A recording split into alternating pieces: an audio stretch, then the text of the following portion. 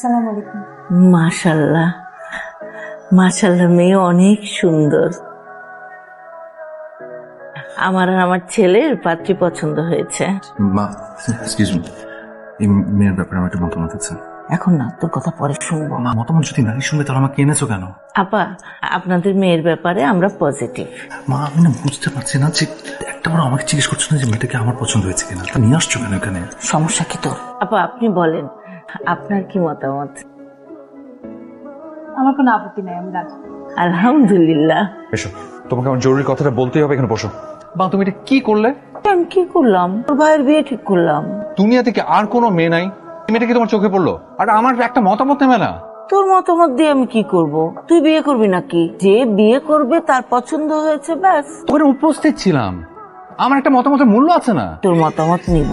বিয়ের অ্যারেঞ্জ কোথায় কি হবে সেই বিষয়ে। মা, এই মেয়েটা ভালো না, ফ্যামিলির ঝামেলা আছে। আমাদের সিঙ্গারা খেতে দিয়েছে, দেখেছো? কোনোদিন কখনো দেখেছো যে কোনো পাত্রপক্ষকে কেউ সিঙ্গারা খেতে দেয়? আপেল দিয়েছে, সেটার মধ্যে কালো কালো দাগ। কমলা দিয়েছে, সেটা টক।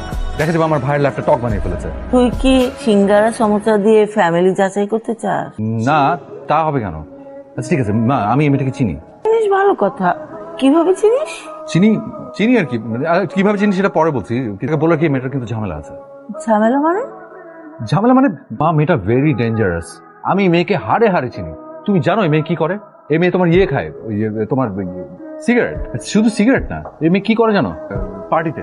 পার্টিতে গিয়ে ইয়ে করে, ড্রিঙ্ক করে ইয়েদেরকে থাপড়ায়, ইয়েদেরকে মানে ছেলেদেরকে। বুঝতে পেরেছি, মেয়েটাকে পছন্দ হয়নি, তাই তুই বানিয়ে বানিয়ে এই কথাগুলি বলছিস।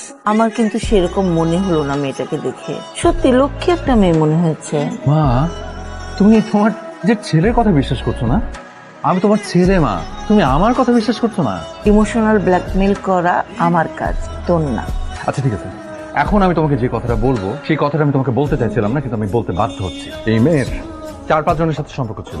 এখন তুমি আমাকে বলো, যে এই মেয়ে 4-5 জনকে ভালোবাসতে পারে, তার কতটুকু ভালোবাসা অবশিষ্ট আছে আমার ভাইটার জন্য? হ্যালো, কই তুমি? এখন তো কিছু আদব কায়দা শিখো। আমি তোমার ভাবি হতে যাচ্ছি, সালাম দেওয়ার। আমি আদব কায়দা পরে শিখবো, তুমি আগে আমার কথার উত্তর দাও। আমি বাসায়। তুমি আমার সাথে দেখা করো। মানে আপনি হুকুম করবেন দৌড়াতে দৌড়াতে যে আপনার সাথে দেখা করব, তাই না? তুমি কি আমার সাথে দেখা করবা, হ্যাঁ কিংবা না? আমি সুন্দরভাবে কথা না বললে কারোর সাথে দেখা করি না। আমি সুন্দরভাবে কথা বলতে পারি না। তুমি সুন্দরভাবে না বলে দেখা করতে পারি না, সরি। প্লিজ একটু দেখা করো না। আমি এসে তোমাকে ফোন দেবো, তুমি আসো তারপর please. That's more like it. ঠিক আছে, আমি আসছি। কি লেট কেন? একটা মেয়ের বাসা থেকে বের হওয়ার সময় অনেক ঝামেলা ফেস করতে হয়, স্পেশালি মেয়েটা যদি বিয়ে ঠিক হয়ে থাকে তাহলে আরো কঠিন। আচ্ছা তোমার প্রবলেমটা কি? কি প্রবলেম? মানে আমার লাইফটা তো শেষ করে দিয়েছো, ধ্বংস করে তামা তামা বানিয়ে ফেলেছো। এখন আমার কাজিনের পেছন লেগেছো। ওর লাইফটা ধ্বংস না করা পর্যন্ত তোমার শান্তি হচ্ছে না? আমার কাজিনের লাইফ আমি ধ্বংস করছি না, কাজিনের লাইফ আমি সাজিয়ে দিচ্ছি, আর তুমি সেই সাজাইয়ের দিকে তাকিয়ে দেখবে। আমার কাজিনের লাইফ থেকে সরে দাঁড়াবে। তুমি আমার আর তোমার কাজিনের লাইফ থেকে সরে দাঁড়াবে। আমার কাজিনের লাইফ থেকে সরে দাঁড়াও। আমি বলছি আমার আর তোমার কাজিনের লাইফ থেকে সরে দাঁড়াও। আমি বেঁচে থাকতে কোন এই বিয়েটা হতে দিব না। মরে গেলেও বিয়েটা। চ্যালেঞ্জ দিচ্ছ? Yes, this is an open challenge. হ্যাঁ মা, আসসালামু আলাইকুম। ওয়ালাইকুম সালাম। মা, এই আমি তো রাতুলকে ফোন দিয়েছিলাম, আমাদের শপিং এ যাওয়ার কথা ছিল। হঠাৎ করে ওর নাকি কি জরুরি মিটিং পড়ে গেছে। আপনি কি একটু জিহানকে বলবেন ও যদি ফ্রি থাকে আমার শপিং এ নিয়ে যেতে? আচ্ছা ঠিক আছে মা। জিহান, জিহান। জি মা। বাবা একটু এদিকে আয় না। বাবা, রিয়া একটু বাইরে যাবে, তুই একটু জানা ওর সাথে। অসম্ভব, সম্ভবই না, আমি যেতে পারবো না। তোর কি কোনো কাজ আছে? না, কোনো কাজ নেই, তারপরে আমি যেতে পারবো না। যার বিয়ে তাকে যেতে পারবো। ও একটু ব্যস্ত। তো না বেরোলেই হয়, রাত যেদিন ফ্রি হবে ওদিন যাবে, আমি যেতে পারবো না। আমি বলছি তুই যেতে পারবি না। আমাকে জিজ্ঞেস করে বলেছো? এটা কি কথা? জিজ্ঞেস করে বলতে হবে। বুঝেছি, বাবা মা বুড়ো হয়ে গেলে তাদের কোনো কদরই থাকে না। সো একটা জিনিস, ইমোশনাল ব্ল্যাকমেইল। আচ্ছা ঠিক আছে, যাচ্ছি। আমার দেবর মশাই আমার জন্য অপেক্ষার প্রহর গুনছে। আমার তো খুব ঠেকা পড়ছে, উঠো। আমি কি করব? তোমার ভাই তো ফোন দিলে ফোন ছাড়তেই চায় না। হ্যাঁ, বলতে বলতে লেট হয়ে গেল। কি? আমাকে হেলমেট দিবা না? না, কারণ আমি চাই তুমি সবসময় ঝুঁকির মুখে থাকো। থ্যাংক ইউ দেবর মশাই। কতক্ষণ লাগবে তোমার? আমার একটু সময় লাগবে, আমি শাড়ি কিনবো তো। তুমি আমাকে হেল্প করো না শাড়ি চুজ করতে। কি কালারের শাড়ি কিনবো? জানি না। কেন জানবে না? তোমার দেবর মশাই, তোমার তো একটা সাজেশন থাকবে। বলো না কোন কালারটা আমাকে মানায়।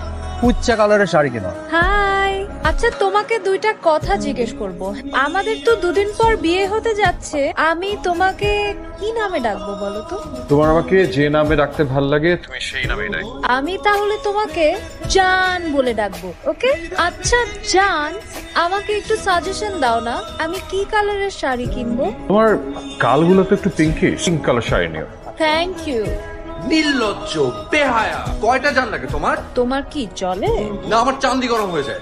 তোমরা দুজন খুব বড় ভুল করতে যাচ্ছ, আমি বলে দিলাম। রিয়ার আসলে 4-5 না 6-7টা রিলেশন ছিল। দাদা ওই ইনফরমেশনে ভুল আছে। 6-7টা 8টা রিলেশন সব জানি, রিয়া আমাকে সব বলছে। লাইফটা কিন্তু তোর, তো খুব বুঝে শুনে সিদ্ধান্তটা নিস। আমি কিন্তু ডিসিশন নিয়ে নিয়েছি, আমি যদি বিয়ে করি রিয়াকেই করবো, and this is final, all done. তুই কাউকে বিয়ে করলে শুধু রিয়াকেই করবি, আর কাউকে না। রিয়া আমার এক্স গার্লফ্রেন্ড ছিল, আমার এক্স গার্লফ্রেন্ড আমার ভাইকে বিয়ে করবে, আর সারা জীবন তাকে আমার ভাবি ভাবি করতে হবে। সিচুয়েশনটা একটু বোঝার ট্রাই করো তোমরা কেউ, প্লিজ। কি রে, ও কি বলছে সব? খালা আমি সব জানি, আমি সব জানি, আর রিয়া আমাকে সব বলেছে। এটা আমার আর রিয়ার প্ল্যানে করছে। মানে মানে হ্যালো ভাইয়া, আমি রিয়া। হাই। আমি আপনাকে ফোন করে আসতে বলেছি, একটা কারণ আছে। আপনি হয়তো আমাকে চিনবেন না, জিহান এক্স গার্লফ্রেন্ড আমি। হ্যাঁ, আমি আপনার কাছ থেকে একটা ফেভার চাই। আমার কাছ থেকে ফেভার? কি সেটা? আমার সাথে জিহানের ব্রেকআপ হয়ে গেছে। ও না অনেক সন্দেহ প্রবণ, ও কোনো কথা বুঝতে চায় না, বাচ্চামি করে, সন্দেহ করে, যাই করে। তো মানুষটা অনেক ভালো। তোমার কি মনে হচ্ছে আমি তোমার জন্য আসলে কি করতে পারি, কিভাবে হেল্প করতে পারি? আমি সবসময় ওর সামনাসামনি থাকতে চাই, সেটার জন্য শুধুমাত্র আপনি আমাকে হেল্প করতে পারবেন। Do you have any idea? I have a plan. আপনি আমার বাসায় আমার জন্য বিয়ের প্রস্তাব নিয়ে আসবেন, মানে ফেক বিয়ের প্রস্তাব নিয়ে আসবেন। এখানে আমার সাথে দেখা সাক্ষাৎ হবে এবং আমি ওকে জিনিসটা বোঝাতে পারবো। কত বছরের সম্পর্ক ছিল তোদের? 3 বছর। 3 বছর রিলেশনশিপ ব্রেকআপ কেন করলি? জানি না। আমি জানতে চাই। না খালা, একটু তো শীত তেমন পড়ে না। আপনাদের ওখানে অনেক শীত না এখন? সেটাও জান বলো। তোমার এত রাতে কল ওয়েটিং কেন? আশ্চর্যকর, তুমি আমার সাথে এভাবে কেন কথা বলছো? তো আমি কিভাবে কথা বলবো? আমি আমার খালার সাথে কথা বলছিলাম। তোমার খালা তোমার সাথে এতক্ষণ কথা বলে তুমি কি ভেবেছো আমি বুঝি না কিছু? কি বুঝো তুমি? আমার খালার সাথে আমি কথা বলছিলাম। এখন রাতে ফোন না দিবে না তো সকালে ফোন দিবে নাকি উনি? ওখানে কয়টা বাজে, আমার এখানে কয়টা বাজে তোমার দেখতে হবে না? কত খালার দোহা দিবা? তুমি কি ভাবো যে আমি সত্যি কিছু বুঝি না? তুমি খালার সাথে কথা বলো না কার সাথে কথা বলো? খালার কথা বলবো না, তুমি কার কথা বলবো? তুমি আমাকে যা বুঝাবো আমি তাই বুঝবো, তাই না? এই কিচ্ছু বুঝি না, কিচ্ছু দেখি না। কি দেখো? হোক, আমি তো এগুলো বুঝি, সমস্যা নেই। কি বুঝো তুমি? থাক, এখন কথা না বাড়াই। এখন এগুলো নিয়ে কথা বললেই কথা হবে।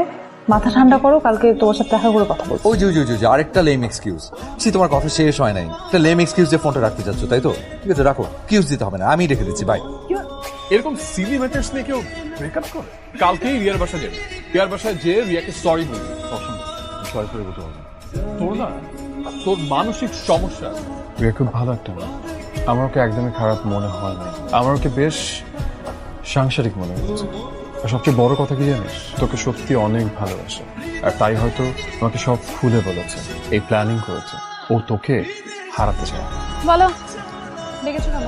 আমার দেবর সাহেবটা তার ভাবি অপেক্ষা করতে করতে রোদে একদম কালো হয়ে গেছে। বলো, ডেকেছো কেন? সেটাই, কালো হয়ে গেছি না? মা বলছিল আগামী মাসের 15 তারিখে তোমাদের বিয়ের ডেট ফিক্সড। আমি না বলে দিয়েছি। তুমি তো না বলবেই, এটাই স্বাভাবিক। আমি বলেছি আগামী মাসের 15 তারিখ না, ডেট হবে 8 তারিখ। মানে মানে মানে আগামী মাসের 15 তারিখও শুক্রবার, আবার 8 তারিখও শুক্রবার। তো আমাকে দেরি করে লাভ কি? শুভ কাজে তো দেরি করতে নেই, এটা তাড়াতাড়ি হয়ে যাওয়াটাই ভালো। আর দেখলাম এটা শুনে মাও খুব খুশি হয়ে বিয়ের পুরো দায়িত্বটা আমার উপর ছেড়ে দিল। You happy now? তুমি বিয়েটা হতে দিচ্ছ? হ্যাঁ, কেন হতে দিব না? ওয়াই? যেখানে আমার মা খুশি, ভাই খুশি, সেখানে তো আমারও খুশি হওয়া উচিত। তাছাড়া আমি তোমার খুশিটা কেয়ার করি। মা বলেছে তোমাকে নিয়ে শপিং এ যেতে, তুমি বিয়ের কি কি শাড়ি গয়না কি ধরনের। হ্যাঁ, কারণ একটা সময় না বলতে বলতে আমিও ফেড আপ হয়ে গেছিলাম। এখন মেনে নিয়েছি, সব কিছু মেনে নিয়ে মানিয়ে নিয়েছি নিজেকে। ভেবে দেখলাম যে বিয়ের পর তুমি তো আর আমার বাসায় থাকছো না, তুমি রাহাতের বাসায় যাবে, ওখানে সংসার করবে। আমার প্রবলেম কি? শুধু আমার সাথে আর কখনো দেখা হবে না, কারণ ওদের সাথে আমার কোনো সম্পর্ক থাকবে না। তুমি আমাকে দেখতেও চাও না? না, তুমি আমাকে একদমই ভালোবাসো।